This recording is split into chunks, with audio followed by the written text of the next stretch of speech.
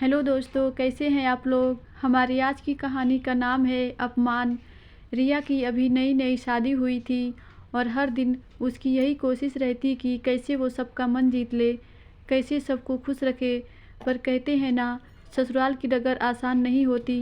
यूँ तो सब ठीक ही था ससुराल में, पर खोखले रिवाज और बेड़ियाँ बहुत थी। इसके उलट रिया का परिवार बिल्कुल विपरीत था। उसके यहाँ सब खुले विचारों के थे। रिया की माँ ने कभी रिया और इसकी भाभी में भेद नहीं किया। पढ़ने लिखने से लेकर हर बात में सबकी राय ली जाती थी। पर यहाँ तो रिया कुछ भी कर ले, कोई न कोई कमी रह ही जाती थी। सोने जागने से लेकर बैठने उठने, चलने हंसने, बोलने पहनने, सबकी पाबंदियाँ थी रिया पर। फिर भी रिया सामंजस्य बिठाने की कोशिश कर रही थी। रिया का मानना था कि जब सबके मन मिलते हैं तो विचार भी मिलने लगते हैं। पर आज तो हद ही हो गई।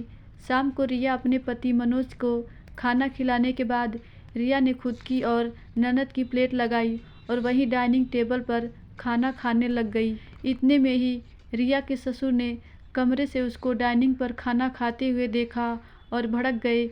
ये कोई तरीका है? माँ बाप ने कुछ भी नहीं सिखाया? बड़ों का कुछ लिहाज या आदर सम्मान है कि नहीं? रिया एकदम से साड़ी का पल्ला संभालते हुए उठ खड़ी हुई। तभी आवाज़ें सुनकर रिया की सास और मनोज भी हॉल में आ गए। देख लो तुम्हारी बहू को, अभी से ये लक्षण है। ससुर का कोई लिहाज नहीं, इतने भी संस्कार नहीं कि बड़ों का सम्मान करे। आगे जाकर पता नहीं क्या करेगी। रिया के ससुर ने अपनी पत्नी को बोला और गुस्से में वहाँ से चले गए। रिया भी समझ नहीं पा रही थी कि उसने ऐसी क्या गलती कर दी जो पिताजी इतना गुस्सा हो गए। इतने में रिया की सास बोल उठी, देखो रिया, आज जो तुमने किया है ना, वो दोबारा नहीं होना चाहिए। पर मम्मी जी, मैंने किया क्या है, ये भी तो बताइए। रिया रोते हुए बोली, हमारे यहाँ बहुएं ससुर जेठ के सामने ऊपर नहीं बैठती हैं और तुम अपने ससुर के सामने ऊपर टेबल पर खाना खा रही हो।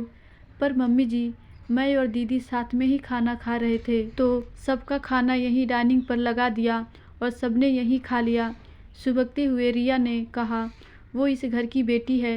रिया की सास ने तुनकते हुए कहा, बात तुम्हारी हो रही है, आज के बाद ये गलती दोबारा ना हो। और चली गई। रिया के आंसू रुक नहीं रहे थे। सोच रही थी दुनिया कहाँ से कहाँ पहुँच गई और यहाँ डाइनिंग पर खाना खाने की आज़ादी ही नहीं बहू को। पूरा परिवार डाइनिंग पर खाना खाता है, बस एक बहू को ही नीचे बैठकर खाना खाना चाहिए। क्यों? क्योंकि वो एक बहू है। भला उसके डाइनिंग पर खाना खाने से ससुर जी का अपमान कैसे हो गया? अगर उसका पल्लू सर से नीचे खिसक गया तो बड़ों की इज्जत कैसे कम हो गई? उसके संस्कारों पर ही उंगली उठा दी गई। आखिर क्यों? देश तो कब का आज़ाद हो गया, पर ससुराल वालों की बहुओं को लेकर इस संकीर्ण मानसिकता से कब आज़ादी मिलेगी? आज भी महिलाओं का एक बड़ा तबका छोटी छोटी बुनियादी आज़ादी के लिए तरस रहा है। पर मैं ये सब नहीं सहूँगी। सम्मान दिल से किया जाता है, शर्म आँखों में होती है। इस तरह तो लोग आजकल नौकरों से भी बर्ताव नहीं करते। वो तो उस घर की बहू है। फिर उठ खड़ी हुई, अपने आंसू पोंछे और निकल पड़ी अपनी आज़ादी के लिए आवाज़ उठाने। धन्यवाद दोस्तों, आशा करती हूँ ये कहानी आपको ज़रूर अच्छी लगी होगी।